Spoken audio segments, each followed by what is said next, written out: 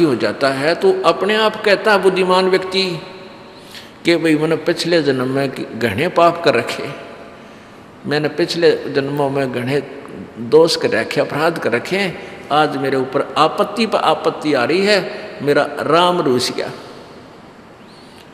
और जिसके सब सुख हैं, अच्छी व्यवस्था है, बच्चे भी ठीक हैं, पूरी संतान संपत्ति है, तो आम व्यक्ति भी नो क्या करें, भाई ये तो घना पुण्यकर्मी प्राणी है, यानी घने अच्छे कर्म कर रहा है पिछले जन्म। तो पुण्यात्माओं, अब पुण्य से तो सुख है और पाप से दुख है। मान लीजिए आपके पुण्य भी थोड़े हैं और पाप गणे हैं, तो पाप से तो आप पर आपत्ति आ रही है, और फिर आप कहाँ जाते हो? संतों के पास। देखो, भले ही ज्ञान का डंगा कर रखा है ऋषियों ने, फिर भी आत्मा को परमात्मा की चाह अब भी लगी रही, और उसको ये भी पता है कि भगवान एक ऐसी शक्ति है वो हमारे दुखों का निवारण कर सकती है, और ये भी मालूम है कि परमात्मा साधु संत रूप में ही कहीं ना कहीं मिलता है। जैसे परमेश्वर जी खुद अपनी महिमा आप ही बताते हैं, कबीर देव जी, कि पर्वत पर्वत में फिरा कारण अपने राम, और राम जैसे संत मिले जिन सारे सब काम। अब क्या बताते हैं कि मैं अपने दुख निवारण के लिए, यानी परमात्मा से ही हमारे दुख निवारण हो सकते हैं, उस परमात्मा के लिए पर्वत पर्वत पर जहाँ भी जिसने बता दिया कि वहाँ संत है, वहाँ संत है, वहाँ संत है, या उस मंदिर में माथा टेकने से सुख होता है, वहाँ गुफा में जाने से ऐसे होता है, केदारनाथ पर पहुँच जाते ये दुख दूर हो जाता है। तो कहते हैं इन सब स्थानों पर मैं गया लेकिन कोई राहत नहीं मिली, और कहते हैं राम जैसे संत मिले, क्योंकि जिस संत से और हमें राहत मिली, परमात्मा वो दुख दूर हुए, पाप नाश हुए तो सुख हुआ। तो कहते हैं राम जैसा संत मिले जिन सारे सब काम। तो इतना भी ज्ञान है कि परमात्मा की प्राप्ति संत, परमात्मा से मिलने वाले राहत संत के माध्यम से ही मिलते हैं। तो इससे परमात्मा खुद ही अपनी महिमा बताते हैं कि संत साहिब के लाडले, ये जो संत जो होते हैं, भक्त जो संत होते हैं, जो परमात्मा के जो संत होते हैं, यानी जो परमात्मा ही संत रूप में आता है, तो वो उससे हमें सब सुख होते हैं। तो उसको कहते हैं, उसने एक कहूँ या दो, वो जिस संत से हमारे काम ठीक हो गए उसने भगवान कहूँ या परमात्मा कोई और मानो, यानी और परमात्मा भले ही हो, परंतु हमने जिस संत से सुख मिले हमारे लिए, तो वो भगवान हो गया, और वही परमात्मा के गुणों से युक्त है। तो पुण्यात्माओं, परमेश्वर भी कहते हैं, गुरु मानस कर जानते ते नर कहिए अंध, महादुखी संसार में आग गई अब के फन। अब यहाँ दो सतिथि होती है। एक तो परमात्मा स्वयं आता है, जैसे 600 वर्ष पहले परमेश्वर कबीर देव जी आए थे, और उनके संपर्क में जो भी व्यक्ति आया उसको इतना सुख दिया मालिक ने कि वो गुण गाता नहीं थकता था, और जिस कारण से 64 लाख शेष हो गए थे उस परम पिता परमेश्वर कबीर देव के, उस जुलाहा कबीर के काशी में, बनारस में। जबकि ना कोई मीडिया था हिंदुस्तान में, ना कोई प्रचार का माध्यम था, ना कोई और सिस्टम था। उस परमात्मा के इतनी सुख दिए उस मालिक ने उन बच्चों को कि उन्होंने जगह जगह जा कर के दुनिया को बताया, क्यों दुखी हो रहे हो, आ जाओ हमारे गुरुदेव के पास, ले लो उपदेश। तो ऐसे जो भी सच्चे नियत दुखी आदमी, क्योंकि पहले अच्छी आत्मा बहुत थी, परमात्मा से डरने वाले थे। अब तो हम कति बिगड़ दिए कि मैं सिनेमा में सांग देख कर, कि मैं बकवादियाँ की कथा सुन कर, इनकी नकली संतों की थ्योरी सुन कर, और क्यों कुछ अब इस समय में शिक्षा होगी, शिक्षा से कुछ नौकरी अच्छी होगी, कोई बिजनेस ठीक हो गया, ट्यूबल टैबल की व्यवस्था लग गई, खूब धन होने लग गया, भगवान से सैकड़ों कोस दूर हो गए हम। माया भगवान से 100 कोस दूर कर देती है। इसलिए परमात्मा कहते हैं, राम रट दारिद्र बला टूटी घर की छान, और वो सुंदर महल किस काम के जहाँ भक्ति नहीं भगवान। तो जो भी दुखी आता था, छल कपट नहीं होता था। अब यहाँ नाम भी ले लेता है व्यक्ति तो भी 2 साल तक तो उसके मन का दोष नहीं जाता। उसकी पुरानी सोच कुछ न कुछ अड़ी रहती है, ऐसा नहीं होना चाहिए, ऐसा कैसे कह रहे, ऐसा नहीं हो सकता। और जब तक अग्रम अग्रम है दिमाग में, इतनी राहत कब मिलेगी भगवान की। जिस दिन आप सच्चे समर्पण कर दोगे कि जो संत जी शब्द बोल रहे हैं वो फाइनल है और सत्य है, और आपके मन में कति दोष नहीं आता है, तो इतने लाभ शुरू हो जाएंगे आप सोच नहीं सकते। क्योंकि हम इतने भर दिए, काल ने हमें भक्ति से और भगवान से सैकड़ों कोष दूर कर दिया, इतना अंदर हमारे अंदर जो गंध भरवा दिया, कुछ सांगसनी में देख कर कुछ वैसी बकवादियाँ भर के। तो वो चाहता था कि ये भगवान की भक्ति के योग्य ना रहे, लेकिन परमात्मा में वो परम शक्ति है कि ये मांझ धोकर हमने अपने योग्य भी करेगा और मोक्ष भी देगा। क्योंकि हम कबीर जी के बालक हैं, हम सभी जितने भी मजहब धर्म हैं सभी बच्चे उसी परमपिता एक परमात्मा की संतान है। इस काल ने हमें भ्रमित करके डिवाइड कर दिया।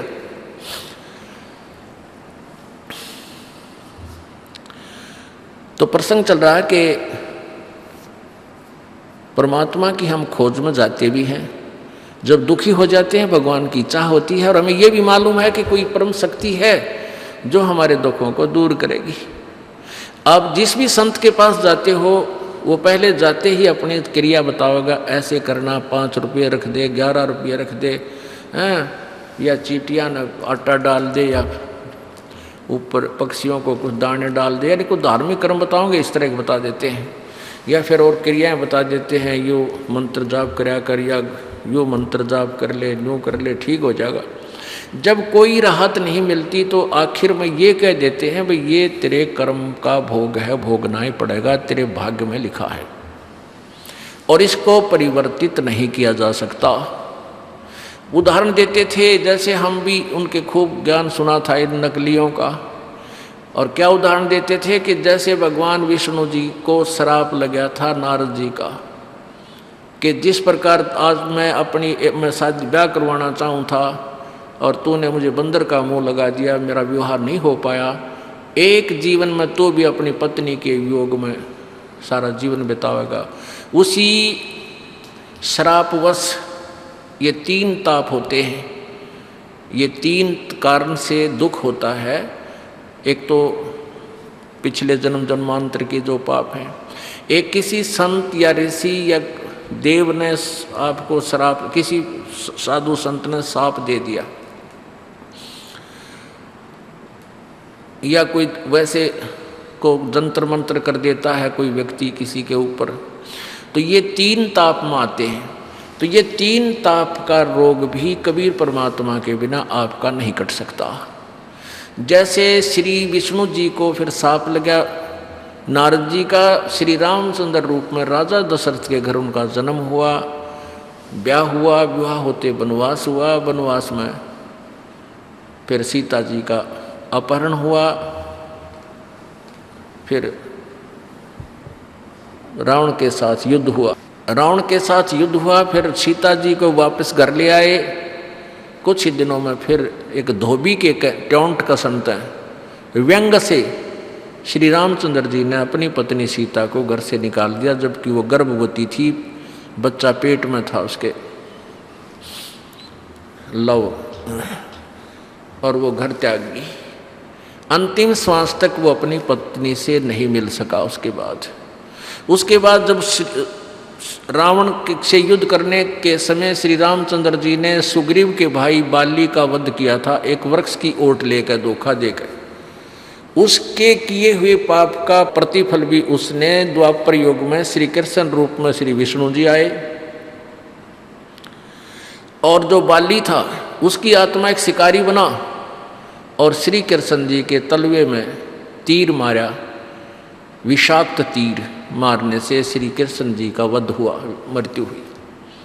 तो ये नकली संत ऋषि गुरु ये कहा करते थे, भाई कर्म का भाग्य का फल तब भोगना ही पड़ा करे, ये भोगने से ही समाप्त होगा, इसका कोई विकल्प नहीं।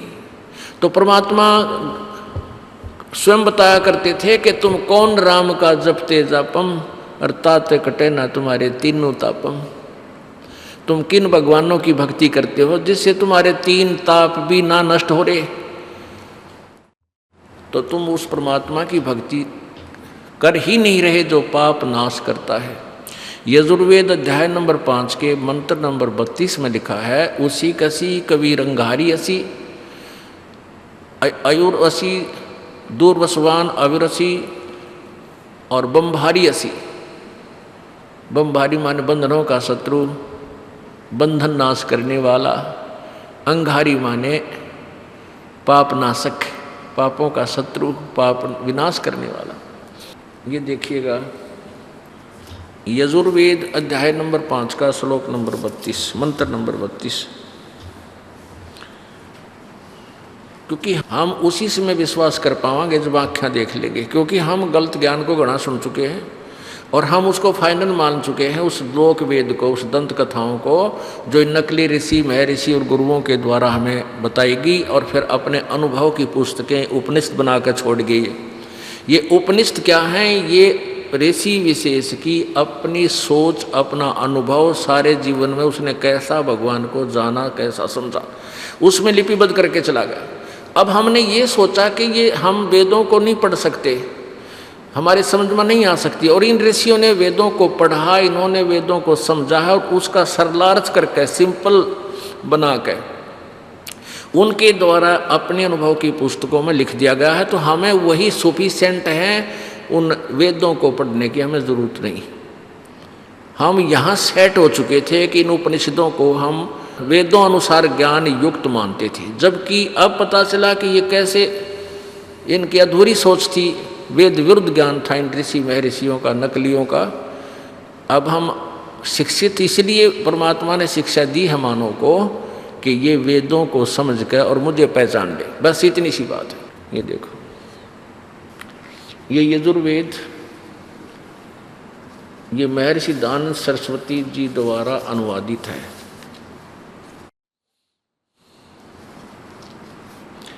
प्रकाशक है सार्वदेशी कार्य प्रतिनिधि सभा 2/5 महर्षि दयानंद भवन, रामलीला मैदान, नई दिल्ली। यजुर्वेद आर्य भाषा भाष्य संपूर्ण 40 अध्याय, महर्षि दयानंद सरस्वती कृत। मुद्रक है Prince offset printers, 1510 Pataudi house, Daryaganj, नई दिल्ली। ये इनके फैक्स फोन नंबर है। अब देखो अध्याय नंबर 5 का और श्लोक नंबर 32, मंत्र नंबर 32।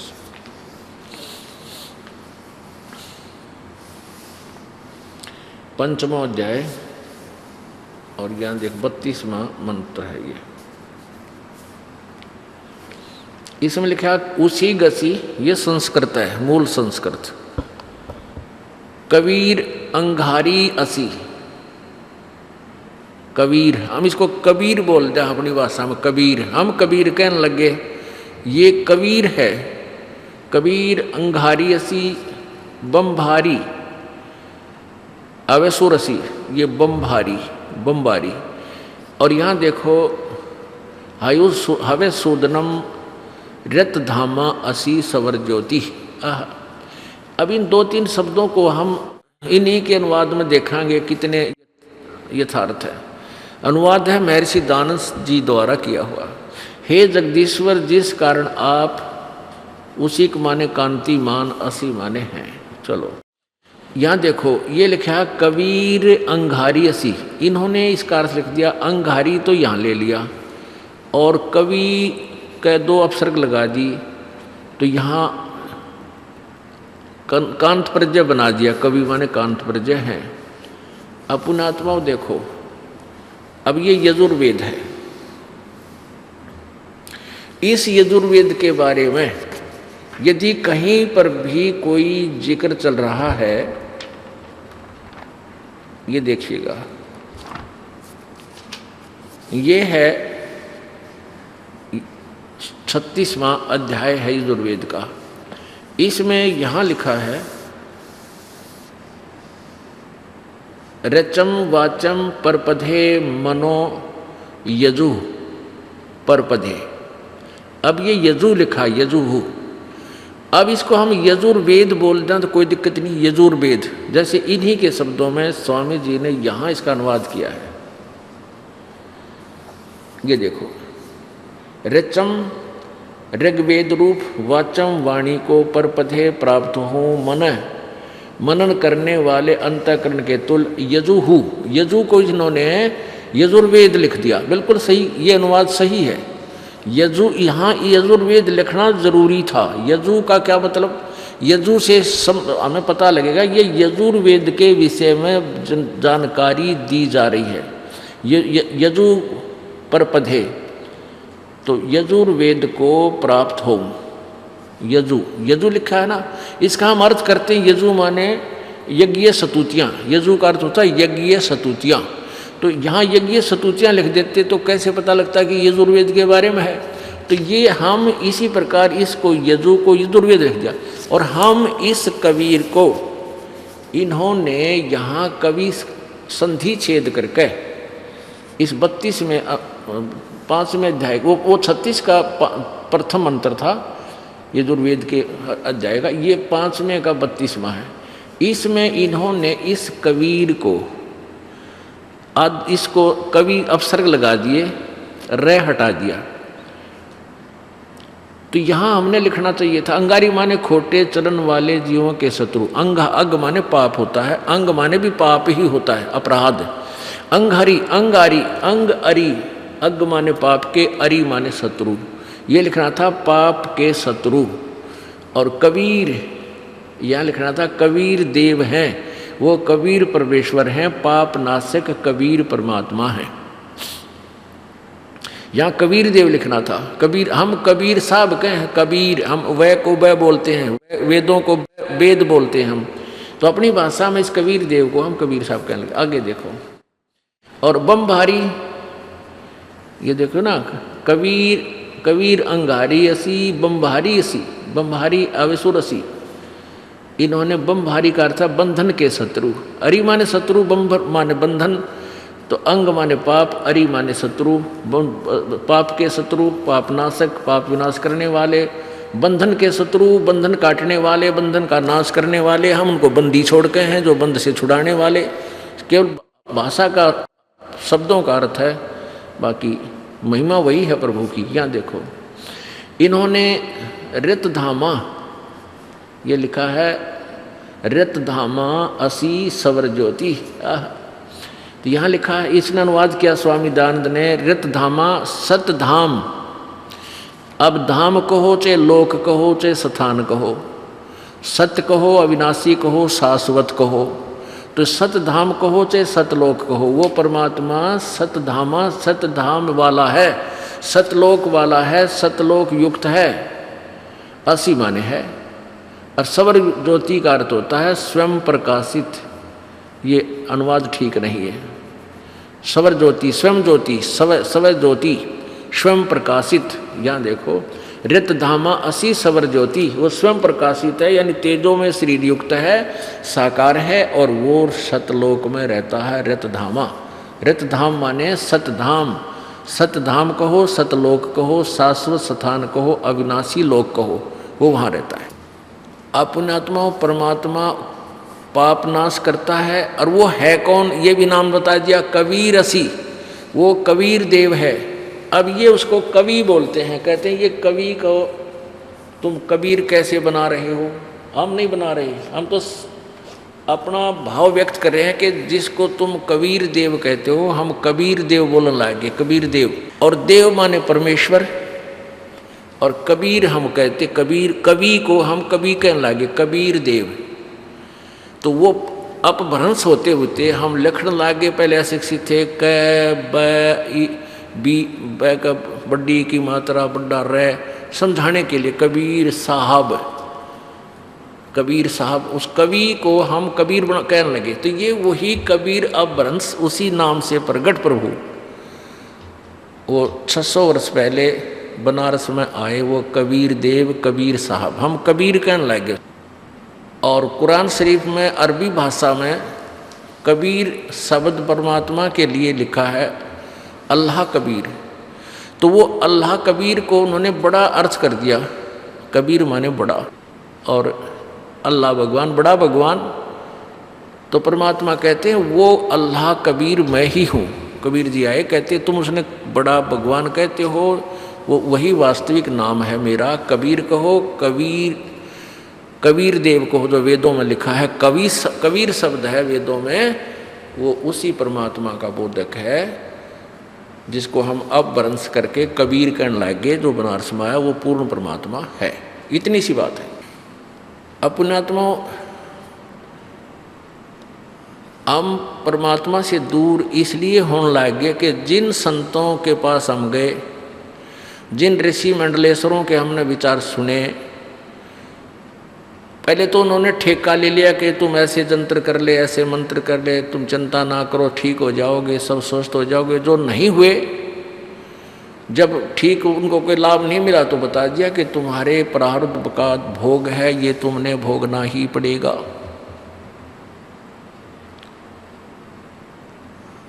और भक्ति करो, भक्ति करते रहो, ये पिछला पाप तक कटे नहीं, आगे सुख हो जाएगी, आगे तुम्हें सुख हो जाएगा। अरे भले आदमी हो, पैर में कांटा लग गया हो, किसी के पैर में कांटा लगा हो, कांटा लगे पैर में जूता नहीं पहन सकता आदमी। कोई किसी के पास जावे, वो देख दाख के ये बता दे, वो कहे कि मेरे पैर में बहुत पीड़ा हो रही है, तो उसने देखा, पैर को धो मांझ साफ करके देखा, बताया कि तेरे पैर में कांटा लगा है, जिस कारण से तुझे पीड़ा है। ये तो उसने बता दिया बुद्धिमान ने, और उसके पास कोई साधन हो नहीं, वो ये कहे कि कांटा तो निकल नहीं सकता, अब जूता पहन ले, आगे कांटा नहीं लगेगा। और जूते की दुकान खोल रहा हो तो पुण्यात्माओं, कांटा लगे पैर में, कांटा लगे पैर में जूता पहना नहीं जा सकता। पहले तो कांटा निकले और फिर वो उसको सलाह दी जाए कि आगे जूता मत निकालना, नहीं तो इतना दुखी फिर हो जाएगा। तो फिर वो कभी उस जूते को लापरवाही से निकाल कर नहीं फेंकेगा, वो पहन कर चलेगा। तो ऐसे ही जो दुखी प्राणी आएगा, उसके पाप रूपी कांटे का समाधान होगा। फिर उसको आगे बताया जाएगा कि ये नियम भंग नहीं करना, परमात्मा की भक्ति आजीवन करते रहना, तो उससे हर स्वीकार करेगा। इस डर से भगवान की भक्ति रूपी जूता पहने रखेगा कि हे परमात्मा, कहीं फिर बिजली ना गिर जा, कहीं फिर वो आपत्ति ना आ जाए हमारे ऊपर, इसलिए वो कभी भक्ति नहीं छोड़ेगा। और जो आते मायाधारी मस्करे, नाम भी ले लेते हैं, कुछ दिन साधना भी करते हैं, फिर छोटी सी बात पर मरोड़ी खाकर चले जाते हैं, नियम भंग करते रहते हैं, लोक लाज को ज़्यादा देखते हैं, फिर वो छोड़ जाते हैं, वो चले जाते हैं, क्योंकि उनका कांटा ही वाला ज्ञाना है। और फिर कांटा लगेगा, कट्ठे 3-4 बैठ जाएंगे पैर में, फिर रोएगा मुँह टांग पकड़ के, और फिर उसके पास समाधान तो यही है, क्योंकि औजार सारे हमारे पास ही हैं, और तो किसी के पास कांटा काटने के कोई ना किसी के पास। तो सभी ने अपनी सोच की थ्योरी बना दी कि पाप नहीं कट सकते, क्योंकि उनके पास वो कांटा निकालने के औजार नहीं थे। और जूते की दुकान थी, वो जूते नकली देने लगे कि पहन जाओ। पैर कौन पहना था, ले भी जाए का तो राम पटक दे ठा गया, क्यों पैरा जा ही नहीं सकता उससे। तो पुण्यात्माओं, ये कैसे बात बिगड़ी कि जिन साधनाओं को ये संत ऋषि लोग किया करते थे, उनसे कोई लाभ होने वाला नहीं था। उनसे जैसे वेदों अनुसार साधना की, वेदों अनुसार साधना का प्रथम मंत्र ओम है, फर्स्ट एंड फाइनल। ओम नाम के जाप से और वेदों के पठन पाठन से हमें केवल महास्वर्ग कहो, ब्रह्मलोक कहो, यानी ब्रह्मलोक में हम जा सकते हैं, ब्रह्मलोक की प्राप्ति हो सकती है। और इसमें क्या होता है कि दोनों पुण्य और पाप दोनों लिखे जाते हैं, दोनों का अलग अलग अकाउंट रहता है।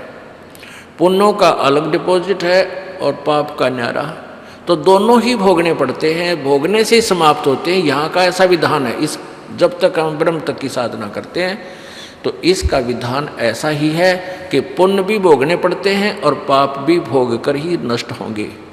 तो इनको पूर्ण परमात्मा का मार्ग था नहीं इनके पास, इन ऋषि महर्षि नकलियों के पास। इन्होंने ये फाइनल बना दी कि परमात्मा पाप नहीं काट सकता, कर्म तो भोगने से ही समाप्त होता है। अब इन अज्ञानियों को हमने परम संत महाविद्वान वेदों के ज्ञाता मान लिए। क्या इनकी आंखें नहीं थी जब इन्होंने 40 में यजुर्वेद अध्याय नंबर 40 के श्लोक नंबर 10 में लिखा है कि परमात्मा को कोई तो जन्म लेने वाला कहता है, कोई जन्म ना लेने वाला कहता है। लेकिन इसका यथार्थ ज्ञान तो तत्वदर्शी संत ही बताएंगे, उनसे जाकर सुनो। इससे सिद्ध हुआ कि ना तो वेद ज्ञान कंप्लीट है, यदि कंप्लीट होता तो ये मंत्र इसमें नहीं होना चाहिए था। और यजुर्वेद अध्याय नंबर 40 के श्लोक नंबर मंत्र नंबर 15 में लिखा है कि ओम कर्तु समर कलवे समर और कर्तुम समर। ये तो है वेद ज्ञान दाता ब्रह्म का मंत्र कि ओम नाम का जाप काम करते करते सिमरण कर, विशेष कसक के साथ सिमरण कर, मनुष्य जीवन का प्रथम कर्तव्य जानकर इसका सिमरण कर।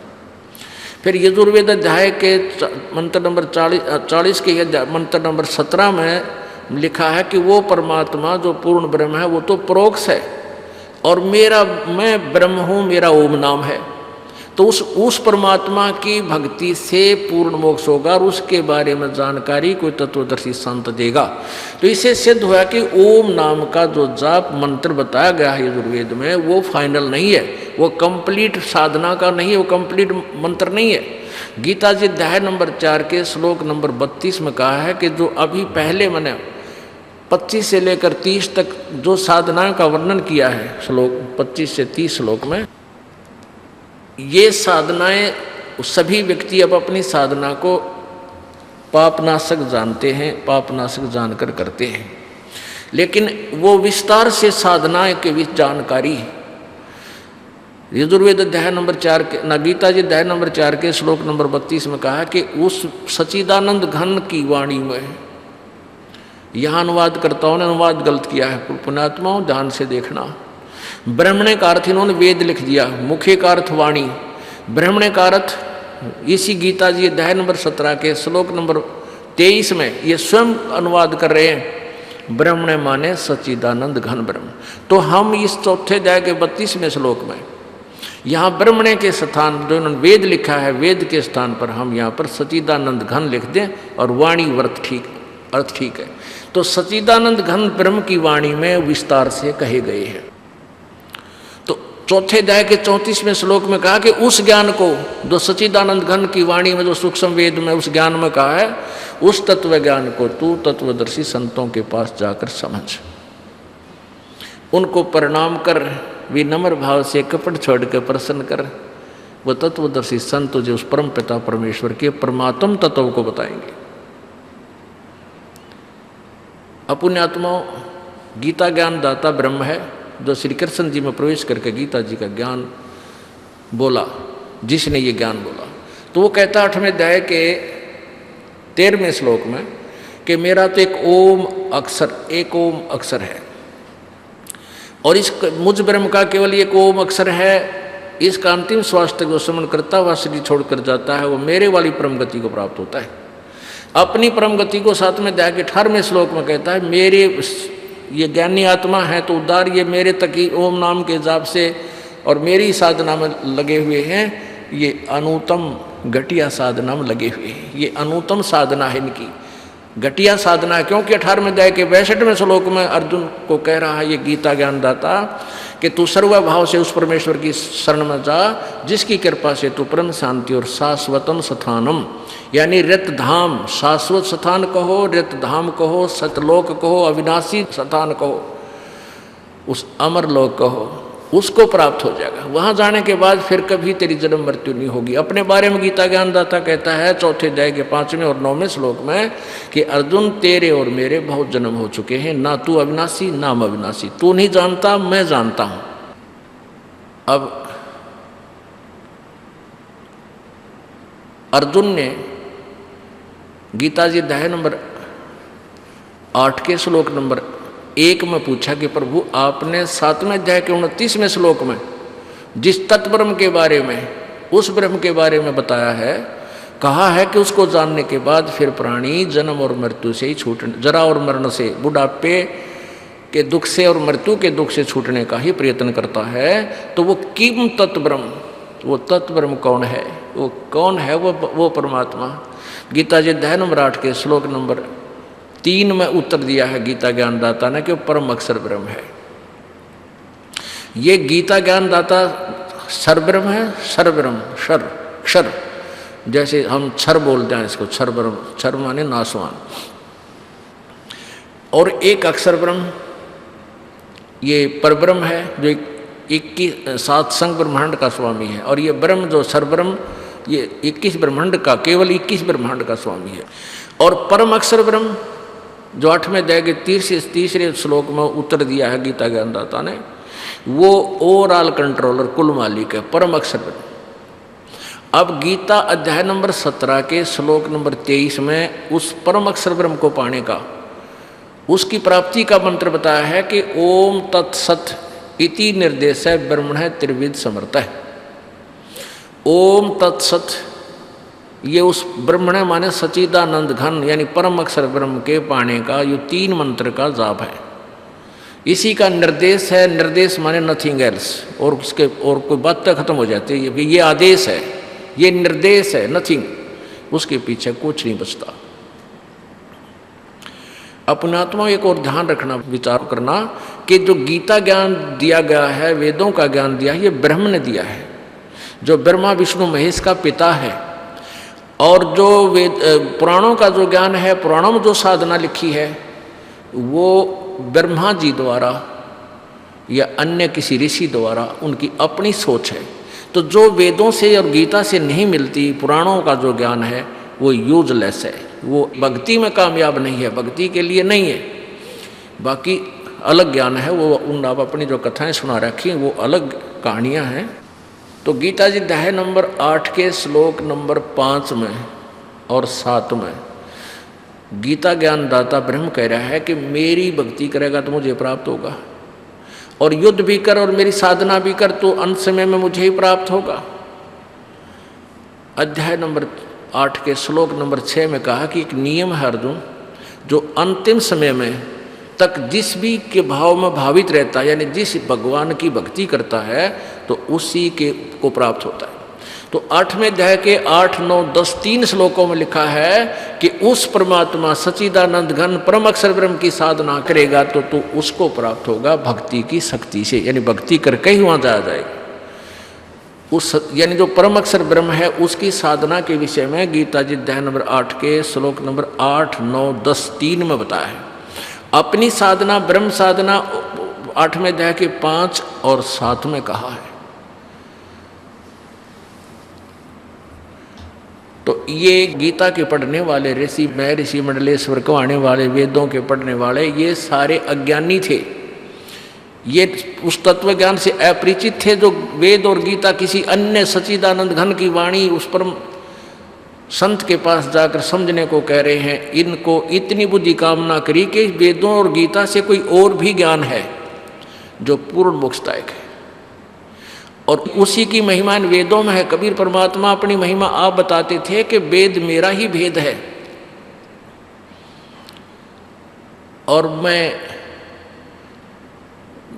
मैं ना वेदन के माही, यानी वेदों में वर्णित विधि से मेरी प्राप्ति नहीं हो सकती, और जौन वेद से मैं मिलूँ ये वेद जानते नहीं। अब जिस ज्ञान से मेरी प्राप्ति होगी वो इन वेदों में वर्णित नहीं है, वो सच्चिदानंद घन की वाणी है, वो कबीर पाणी है, कबीर साहब ने आप पे आके बताई है।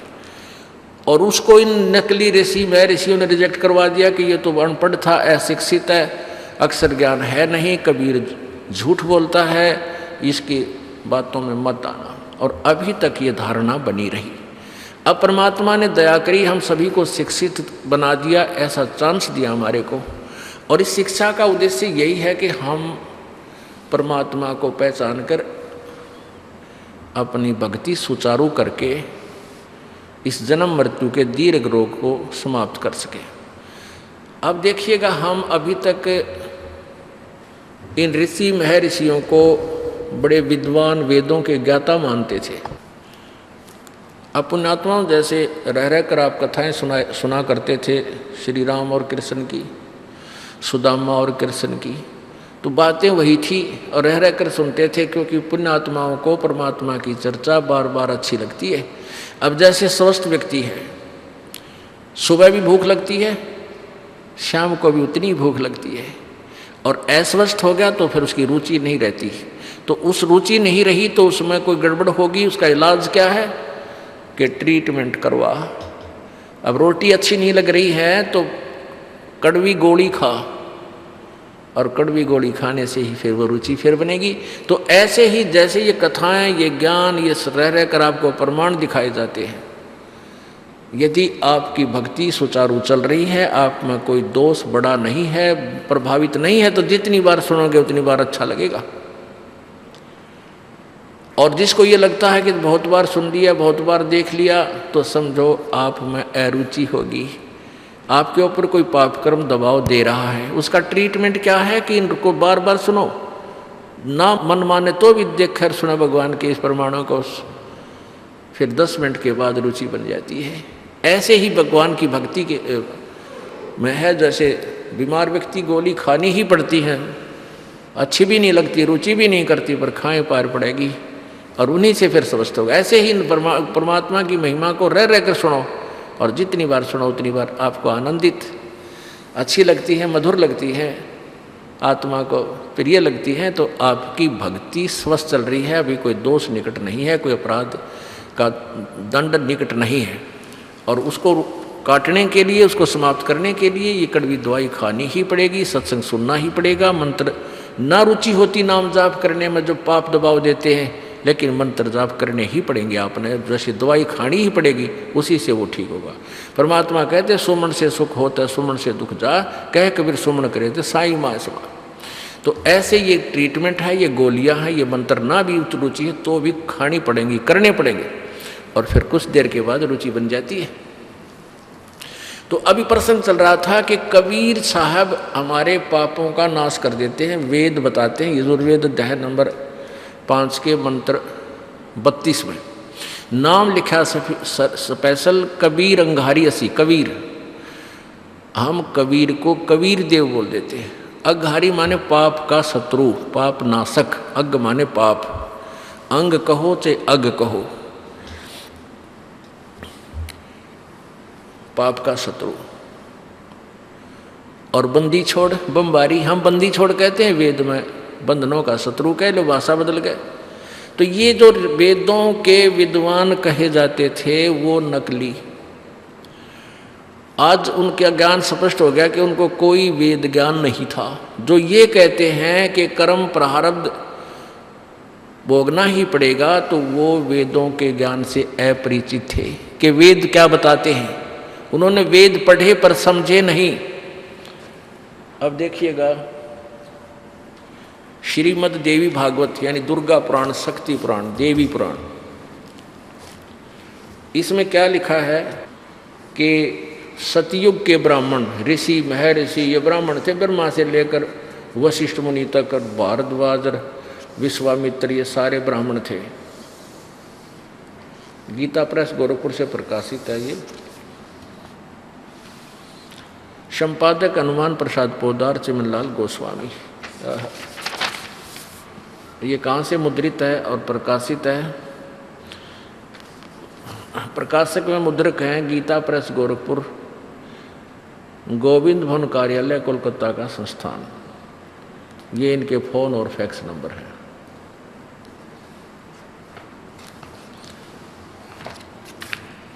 अब देखना इसके 414 पृष्ठ पे, ये छठा स्कंद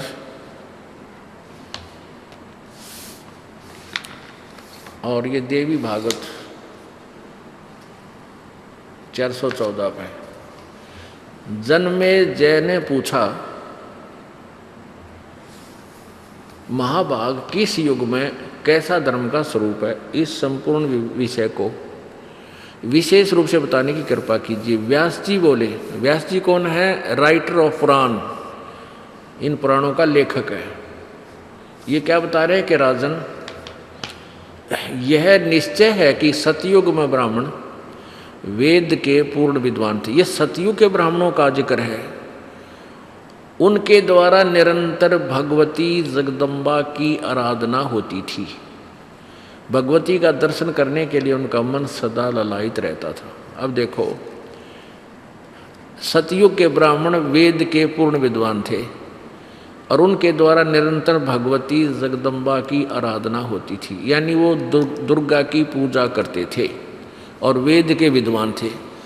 अब भले आदमी, और दुर्गा कहती है कि तुम और पूजाएं छोड़ दो, एक ब्रह्म साधना करो।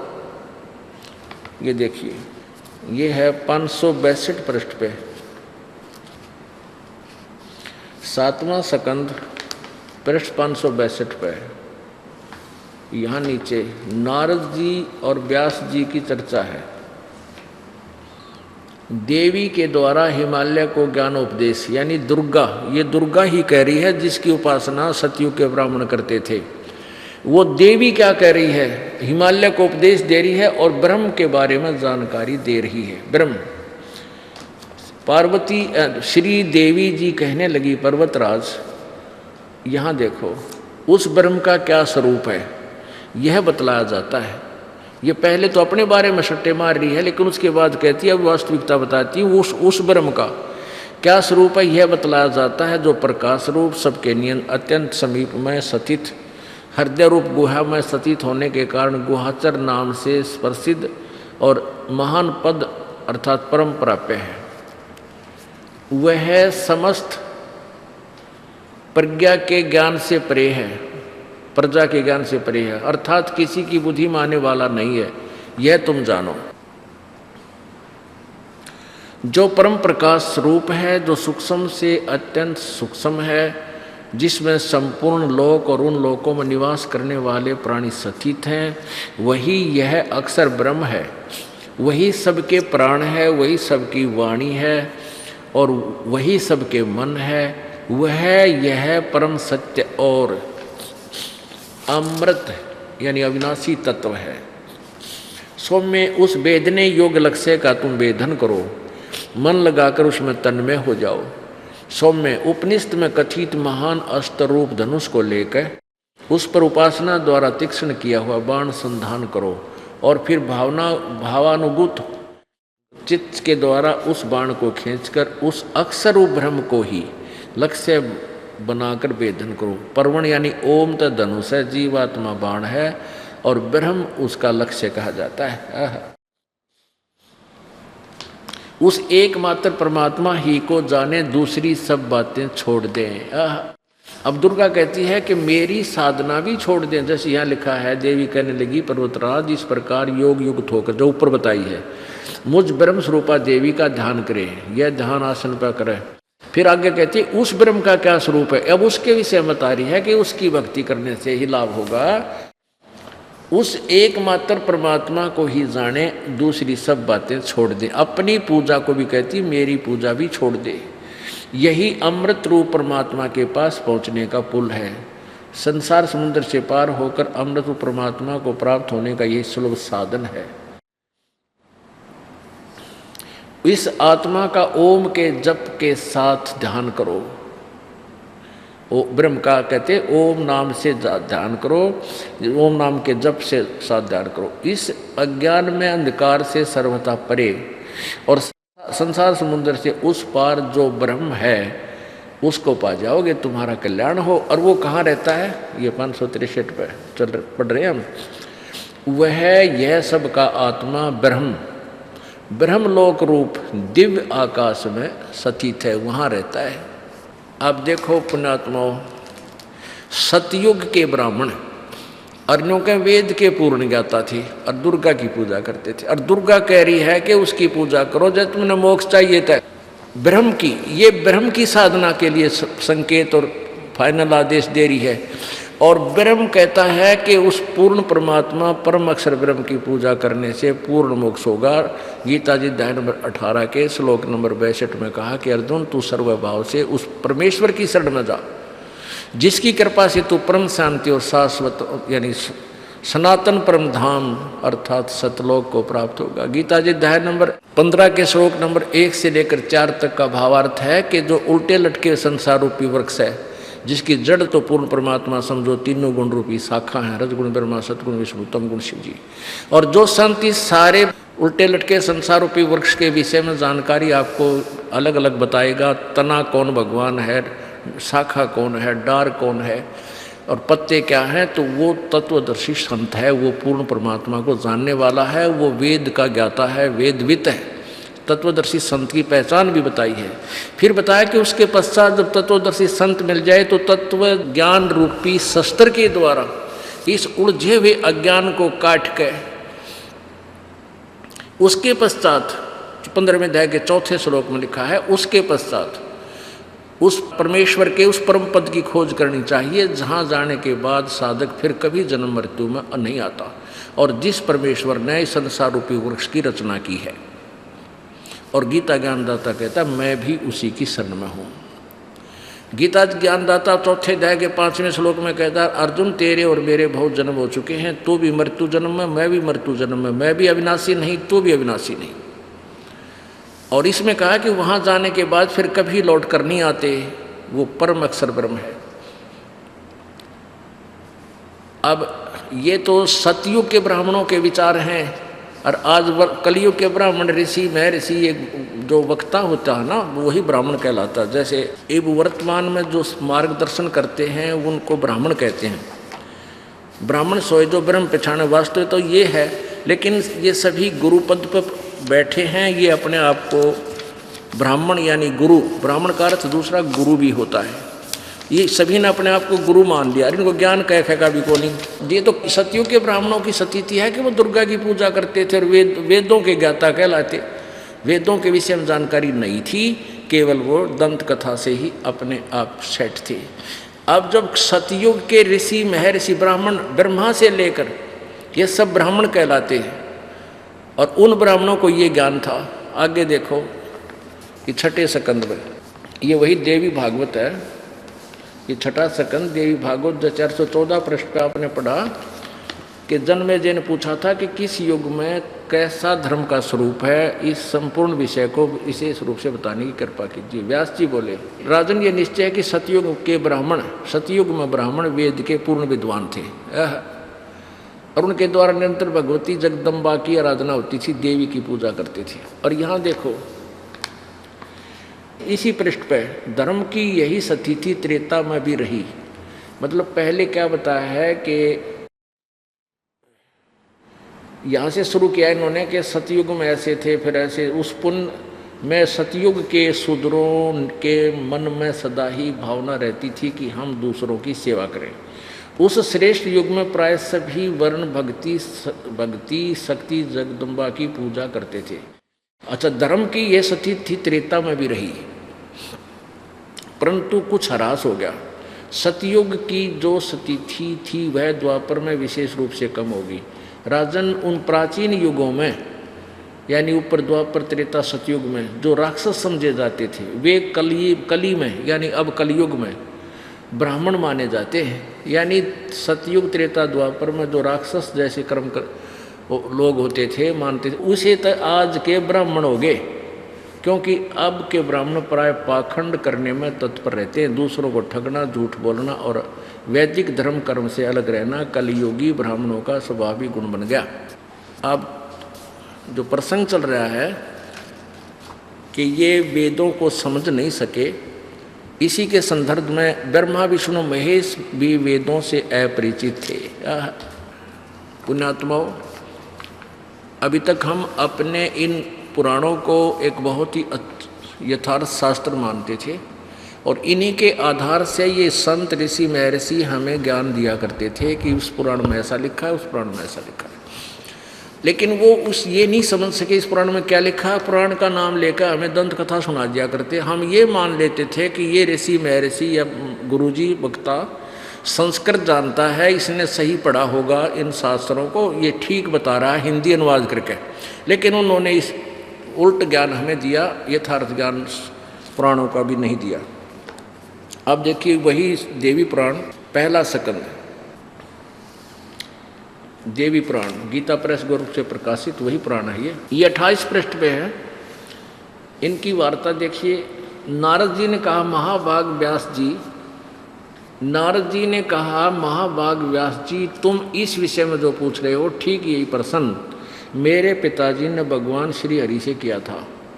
देवाधिदेव भगवान जगत के स्वामी हैं, लक्ष्मी जी उनकी सेवा में उपस्थित रहती हैं और दिव्य कौस्तुभमणि उनकी शोभा बढ़ाती है। ये सारा उनका, वे 4 भुजाएं हैं, वक्ष सतल पर श्रीवत्स का चिन्ह चमकता रहता है।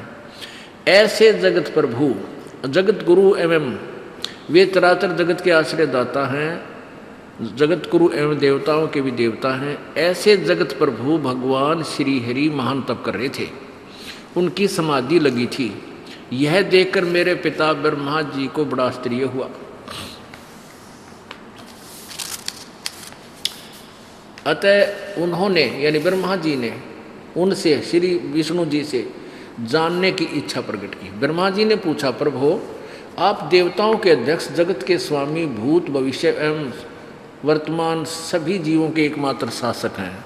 भगवान फिर आप क्यों तपस्या कर रहे हैं और किस देवता की आराधना में ध्यान मग्न है, यानी किस भगवान की साधना कर रहे हो?